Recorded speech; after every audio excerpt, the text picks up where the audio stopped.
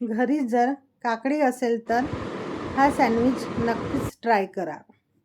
खूप टेस्टी आणि झटपट तयार होणारा हा सँडविच आहे. आणि मुलांना सँडविच म्हटलं की खूप त्यांना असं वाटतं की कधी सँडविच मिळते, कधी मम्मी तयार करून देते आणि कधी आम्ही खातो म्हणून. तर चला आपण रेसिपी बघूया. तर स्वागत आहे तुमचे प्रीतीच्या किचनमध्ये. त्यासाठी लागणारे साहित्य बघूया. ब्रेड, काकडी, टमाटर, कांदा, हिरवी चटणी, काळी मिर्च पावडर, चाट मसाला, मीठ स्वादानुसार, बटर आणि जिरा पावडर. तर मी सर्वात आधी कांदा, टमाटर, काकडी बारीक चिरून घेतलेली आहे. त्यामध्ये जे तयार केलेले मसाले होते ते ॲड केलेले आहे. वरून थोडी हिरवी चटणी मिक्स केलेली आहे. मिश्रण छान मिक्स करून घेतलेलं आहे. काकडी जेव्हा तुम्ही सँडविच बनवाल तेव्हाच ॲड करायची, कारण काकडीला पाणी सुटते, त्यामुळे सँडविच व्यवस्थित होत नाही, ते एकदम सॉफ्ट होऊन जाते. त्याच्यामुळे जेव्हा तुम्ही सँडविच सर्व रेडी झाल्यानंतर लास्टमध्ये काकडी ॲड करून सँडविचवर ठेवून पटकन सँडविच बनवून घ्या. तर चला मी आता सँडविच मेकरला बटर लावून घेतलेले आहे. तुमच्याकडे जर सँडविच मेकर नसेल तर तुम्ही ग्रिलमध्ये पण बनवू शकता, किंवा ते पण नसेल तर तुम्ही ताव्यावर पण बटर लावून बनवून घेऊ शकता.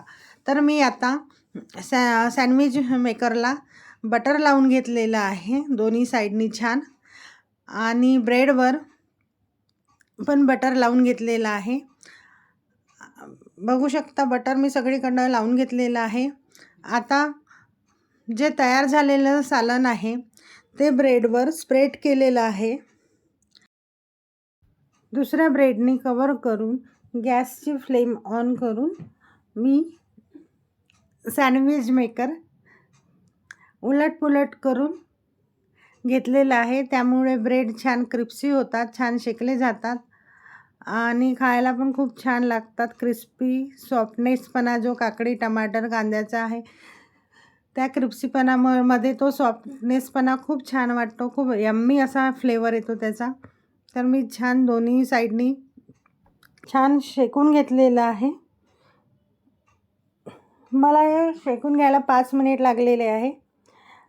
आता गॅसची फ्लेम ऑफ करून बघू शकता किती छान आपलं सँडविच तयार झालेलं आहे. खूप छान असं सँडविच तयार झालेलं आहे.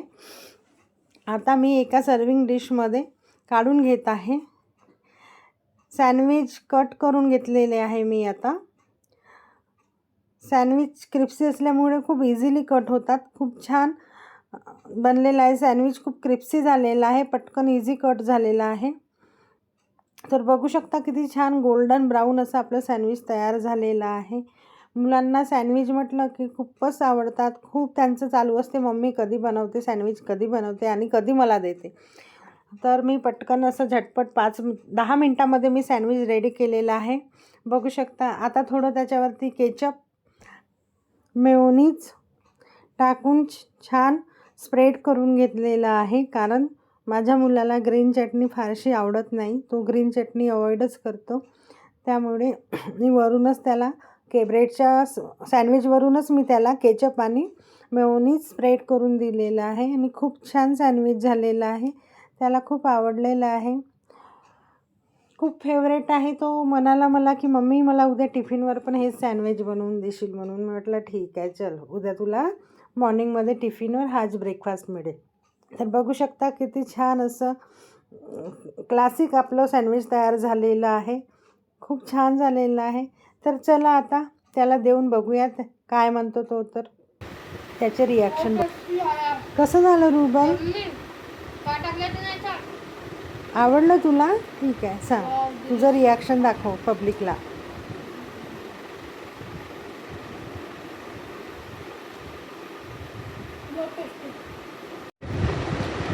Always my favorite sandwich. Yummy. Always my favorite sandwich. Yummy.